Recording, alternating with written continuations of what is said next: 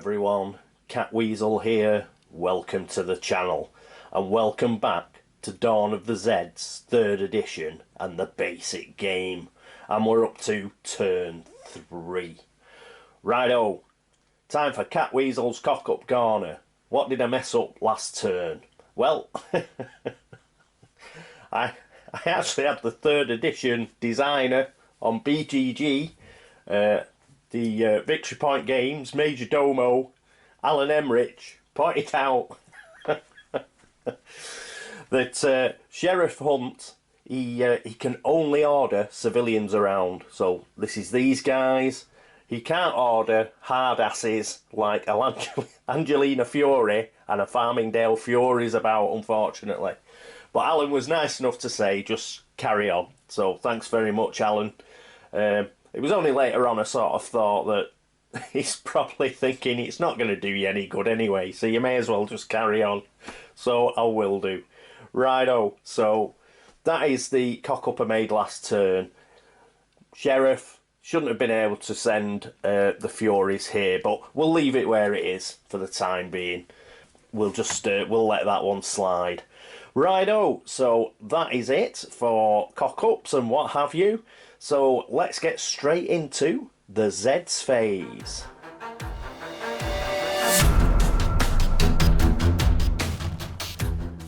And here we are at the Zeds phase. So let's get the event deck and see what we've got.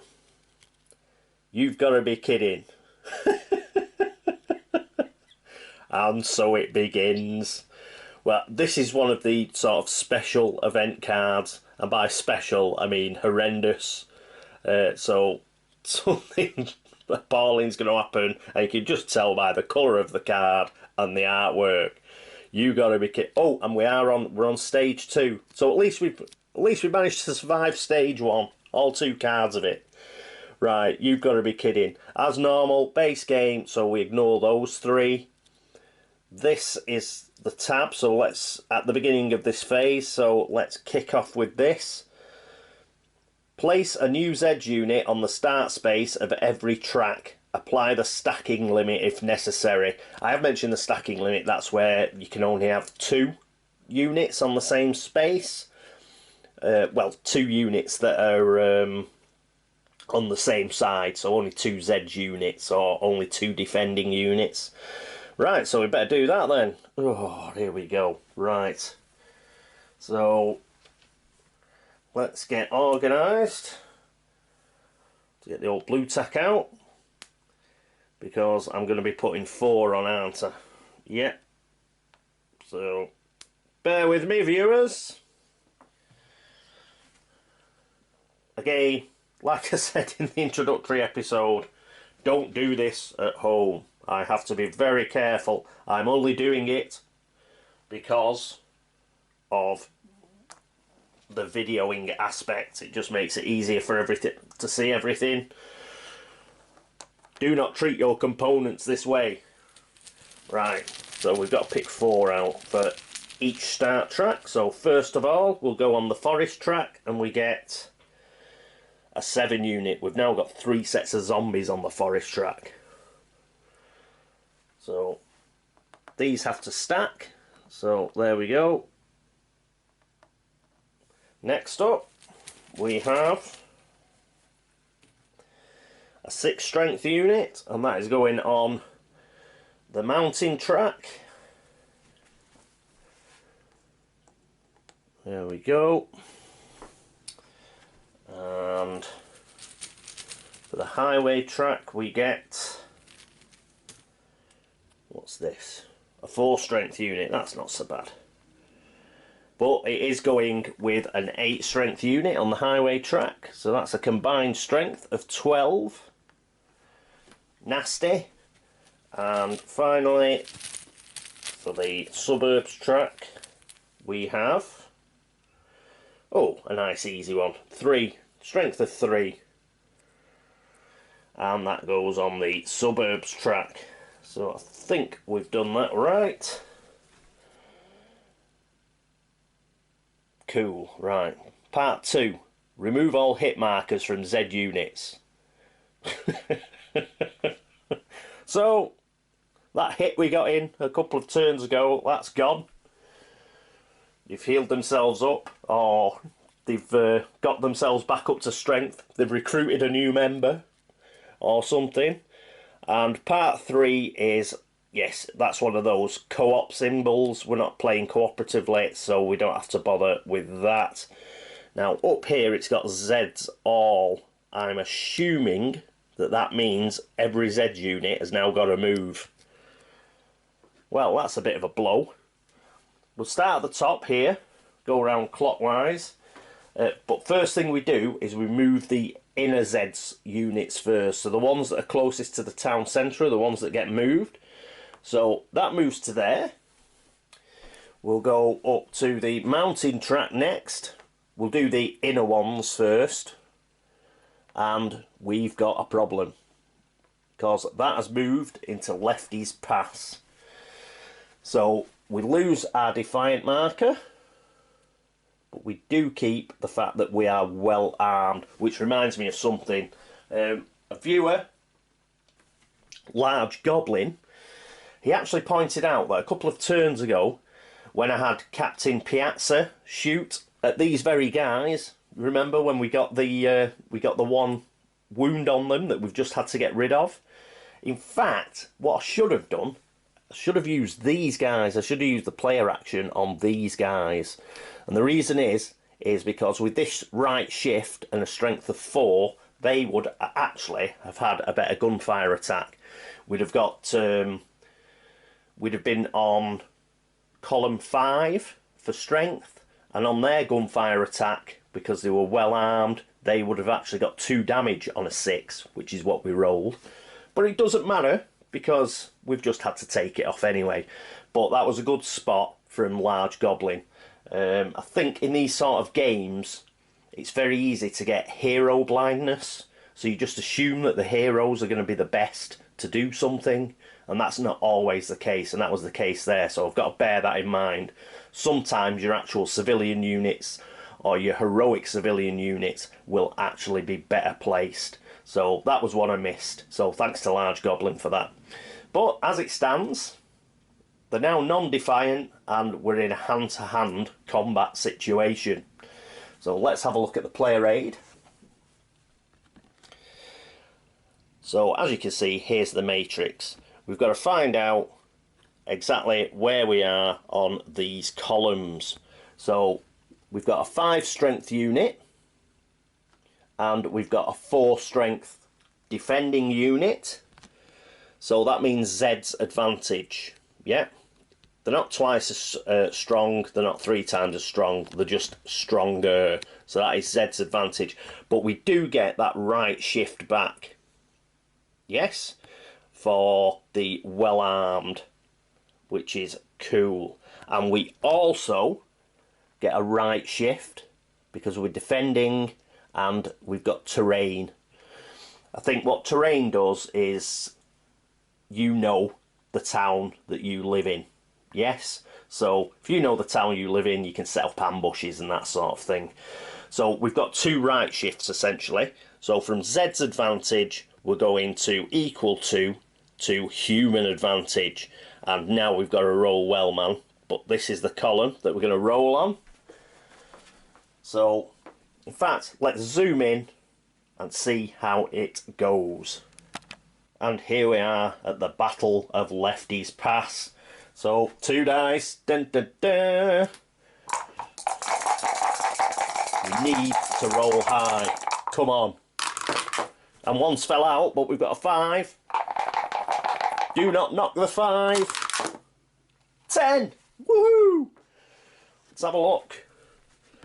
So it was human advantage, and we've got a 10. So you just read across like this. 3. 3 hits. They're just on fire. They're armed to the teeth, and they have put 3 hits on. So let's have a quick look at here. Now you see the 2 heart symbols? Focus! So we've got 2 heart symbols, and then we flick it over. So 1 damage, 2 damage, and on the 3rd damage we will flick this over. I've got to be very careful. So we now flick it over to the wounded side. So from 5 strength, it is down to 3 strength. We've still got to get another 3 hits to actually destroy them, but we've flicked them over. So that is excellent. Not only that, because they've been defeated, they have to retreat. So they have retreated here. So excellent. We've managed to shove them back. So that's cool. Right, let's move round to the highway track and see who's on the inner sort of, who's nearest the town centre. Well, the answer to that one is nobody. So we've got both of them that's stacked up on the highway track. We will move both up 1. So they both go to Interstate 6. They go to. Let's move across to the suburbs track. And here we are at the suburbs. So our nearest to the town centre are these guys with a strength of 6. So it's not looking good for those civilians that retreated to Farmingdale University, because these guys are moving in. So there we go. Don't have to mess around with the Defiant marker. They'd lost that last turn. So they tried to escape from East Direct to Farmingdale University, but the Zeds have come after them. And this time they are going to have to fight. So let's get this down here. Can we see that? We can. We'll keep these 2 5s. We like 2 5s. So exactly the same thing. We've got to find out where we're up to on the chart. So they've got 6. We've got 2 as regards strength. So that's not looking good. Zeds times 3. They are 3 times as strong as us. And that just doesn't look good, does it? So our only chance, really, is scoring us 12. But let's see how we go on. What do we get? We get an 8. That's not bad. That's not bad. It's the fact they're much stronger than us means we're going to get a kick in anyway. But an 8's not a bad roll. So they don't take, the Zeds do not take any damage, but we take 2 damage. And we have to retreat. That's what these colours mean. So if the background colour is white, then we retreat. If the background colour is red, then the Zeds retreat. So that's what that means. So we got an 8. We've got to take 2 damage and retreat. That means, because it's 1 heart, then flip over. Be very careful taking this off. This is why you shouldn't be doing this, kids. Take no notice of Paul. He's only doing it for the video. Right, that's not too bad. So we flick this over to the wounded side. So there we are. We are down to strength 1. Things are looking grim. And we have to move back. I've just got to check now, because that'll give us 3 units on the same space. I do not think that is allowed. I'm just going to check what we have to do. I think we sort of skip over and go to 2nd Street, but I'll just check that. Won't be a minute. Just before I do that, I'm a donut. We did have a terrain shift. I've just noticed it. Because where I was checking retreats, it's obviously in the combat section. And I noticed terrain shift. Farmingdale University does have a terrain shift. So we've still got the roll there. The roll was 8. So in fact we went to Zeds times 2 because of the terrain shift. What does an 8 give us there? Exactly the same as regards the damage we sustained, but we did put 1 damage onto the Zeds. So that is slightly better. Got to remember, it did have a terrain marker, so we did get a right shift. So good job I spotted that. So these guys do have a damage on them. So that's a little bit better than it might have been. Right, I'm just going to go back and check the where they retreat to. Won't be a second. Yes, I think that's correct. When it comes back here, there's no room, so it's got to continue retreating to a space where there is room. so it's just going to go here, which is quite good really, because they're not doing so clever, are they? So that's pretty good. They've moved back. They did manage to get a hit on the zombies because of the terrain shift. Righto, so that is it for the suburbs track. Let's go back to the forest track, because we've got to continue moving the outer zombies.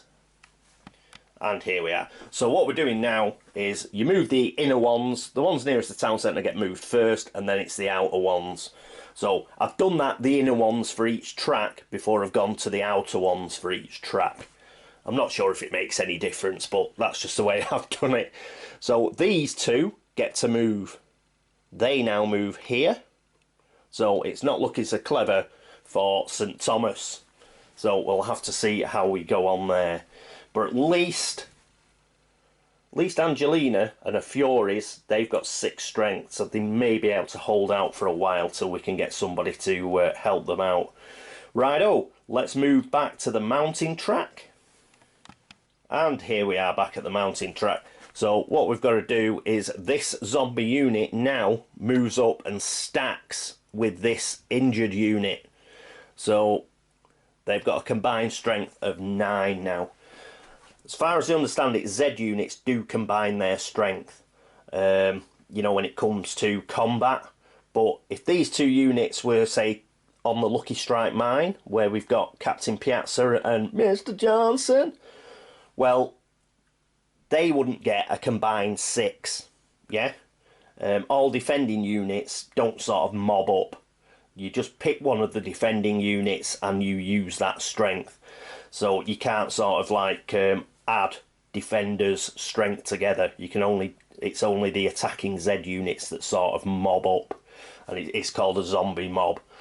So anyway, we've got a zombie mob at space 6 on the mountain track. Next, let's move to the highway track.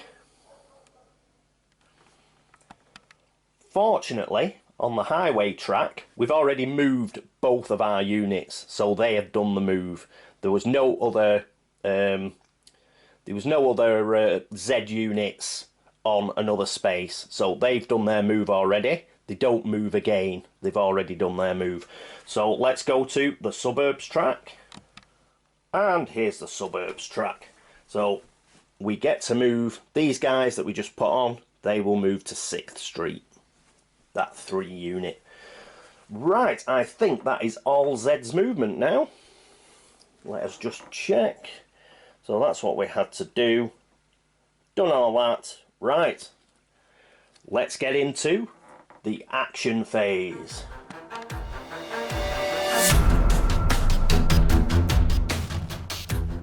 And here we are at the action phase. So let's have a look at the action phase tab.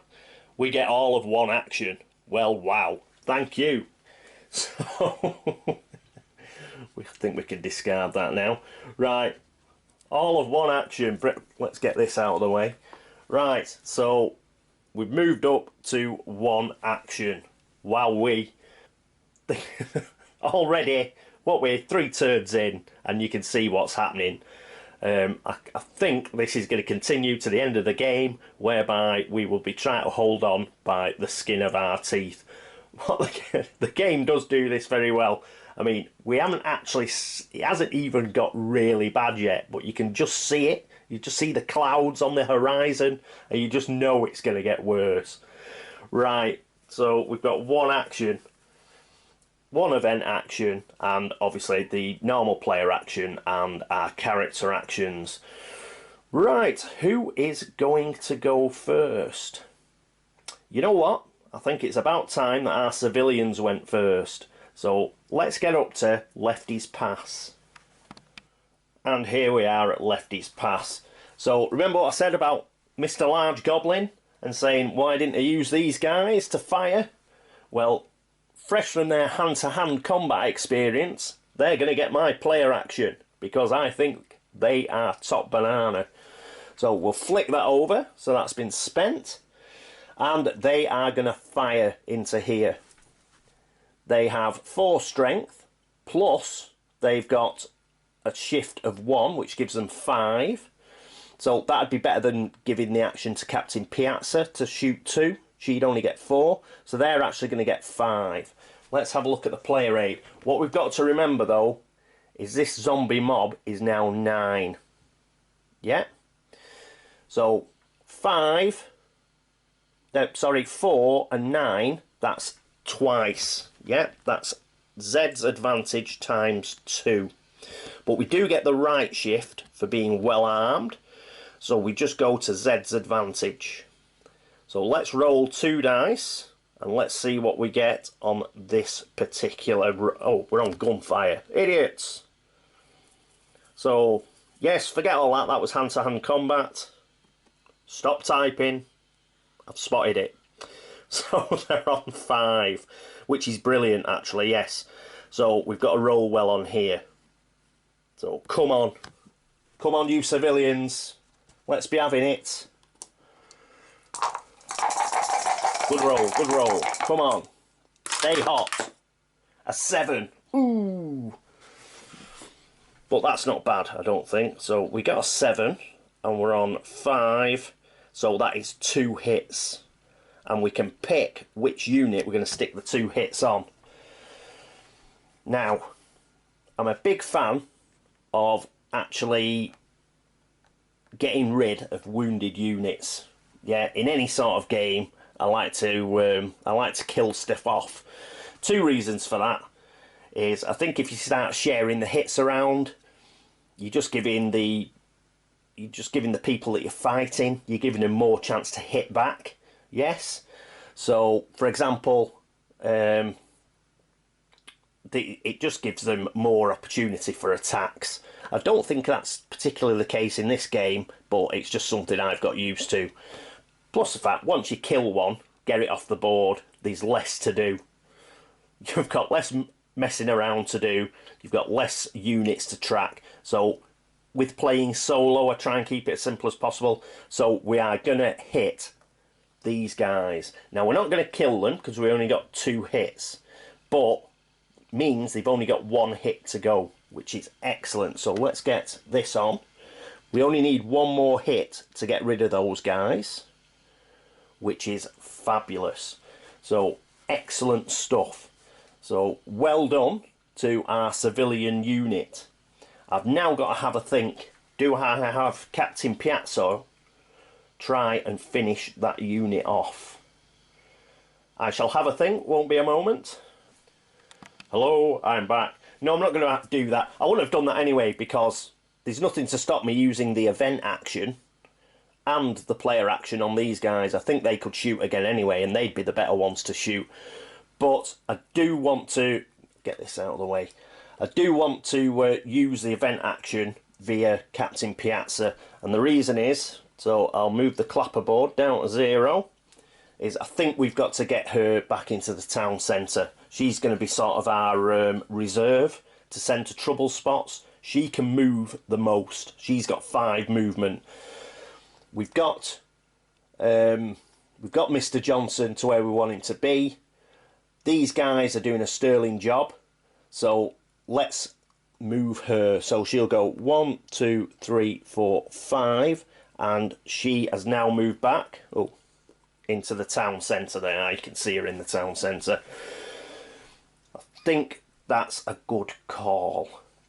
Right, so that is it for Captain Piazza. Who is going to go next? Sheriff Hunt is going to go next, so let's go and visit Sheriff Hunt. Here we are with Sheriff Hunt on the suburbs track. What's he going to do? He's going to use his leadership token correctly this time. He's going to spend it and he's going to order these guys, which is allowed, they're only normal civilians. He's going to order these guys to open fire on this unit here. So let's try and get a hurting on him. So, the other thing I forgot to do, ammunition. The ammunition's gone down to 6 because that civilian unit in Lefty's Pass obviously used an ammunition. We're going to use another ammunition. So this goes down to 5, you can just see it there. So we're at 5 ammunition because these guys are going to shoot at those guys. Now, they have got a strength of 3. These guys have got a strength of 6, unfortunately. So, oh, what am I talking about? I'm getting mixed up with hand-to-hand again. Forget that. They've got a strength of 3. So, we're rolling on this particular column here. So, again, as you can see, we need to roll high, man. So, let's go again. We'll carry on with these dice. They've been okay for us until such time as they let us down. Come on. Yes, another 8. Brilliant. Righto. So, move the whole thing over there so we can see what we're doing. That is an 8. We're at a gunfire attack of 3. 2. Best we could do. So we get 2 hits. I think we will be flipping them over. Yes. We've got 1 hit there. We'd get another hit. Put them times 2. And the third hit, as you can see, will, if it focuses, will flip them over. So, yes, everybody, don't do this. Right. So they are now on their injured side. Down to 3 strength. Fantastic. So take all the wound markers away. And there we go. So the civilians are fighting Batman. Brilliant.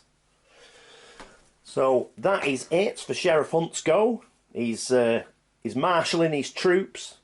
He's doing a fab job. Righto. So he's gone. The only person left who can actually use an action, because we've used the event action, is Deputy Schmidt, who's up at the nuclear plant. So let's bob up to the nuclear plant. And here we are with Deputy Schmidt at the nuclear plant. So, what's he going to do? Can we see that? Just about. Hang on. Oh. I'll just put it in there. So, he's at the nuclear plant. He's going to do exactly the same as he did last turn. I don't want to move him from here. I don't think we can particularly save these guys. I'm just hoping that when this mob moves up, we don't get hurt too bad and they will retreat. That's the plan anyway. So hopefully we will we'll be able to hold this particular track. It may be that Captain Piazza, just here, might have to come down here. One of the reasons why I've got her into town centre. If we start having real problems on any particular track, let's move her along it. Right, it's going to do what I did last time, which is forage. So, if you recall, because we're not using supplies, we need to get a 6. Which we did last time, but we're going to have to do it again this time. I'm not going to use the 2. I'm a great believer in, if you roll a 6, roll the dice again. So we're going to try with this dice, see if we can get a 6. Come on, lad. Ooh! No, we only got a 4. Now, normally, in more advanced levels of the game, that would at least get him a supply. But because we're not playing with supplies, we don't. So that is unfortunate. Never mind, at least he spent his token. So we didn't have a wasted action. It just didn't work out for us, man. Okay, so that is it. And that is it, pretty much, for the action phase. So, Mr. Johnson, and didn't get a go, which is unfortunate because he's our scavenger. But that's the second, I think that's the second card in a row where we haven't got many event actions. So, we really don't have the actions to sort of throw away. And I thought it was important that we started getting some hits on these Z units, which we have done. We've done pretty well there. The civilians, they are fighting back. They are fighting back. Right, so that is the end of the action phase. Let's get into the housekeeping phase.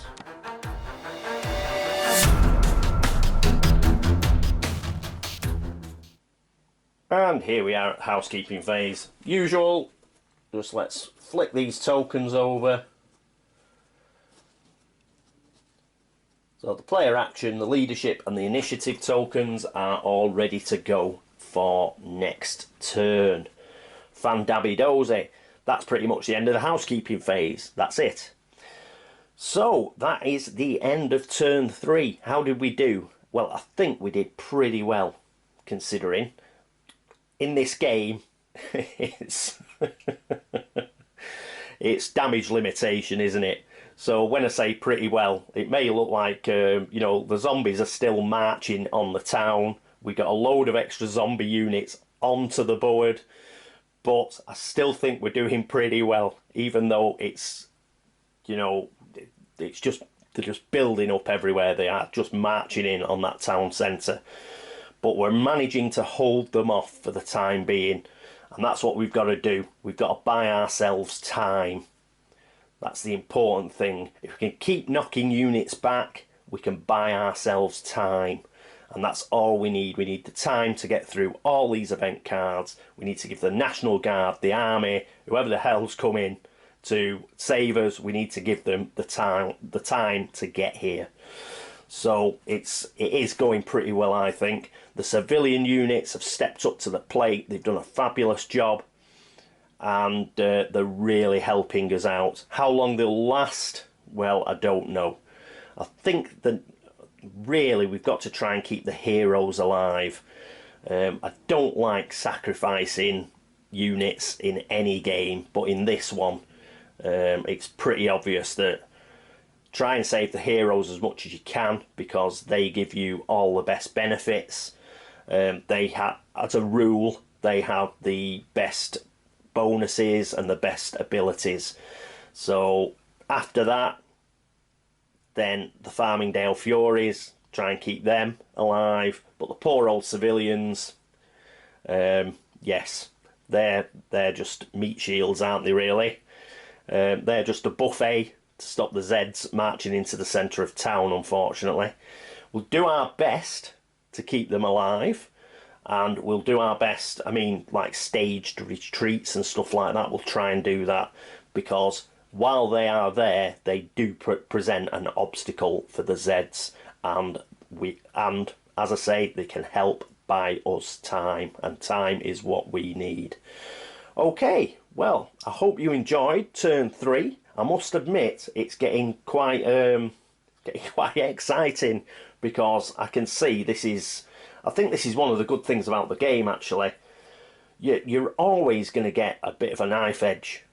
You know, even if you get hammered in 5 turns or something, you know, you will have the excitement of defending town centre till your last breath. So you're pretty much, even if you get absolutely wiped out very quickly, you do get the excitement of trying to keep the Zeds from the town centre. So I think it's a very clever, idea. So yes, and the tension is beginning to mount, certainly.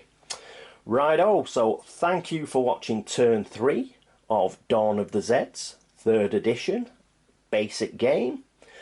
Thanks so much for watching. Thanks so much for all the subscriptions. Thanks so much for pointing out tactical tips. Thanks, and again, please, if you noticed any errors there, please let me know, and I will try and fix them for next turn.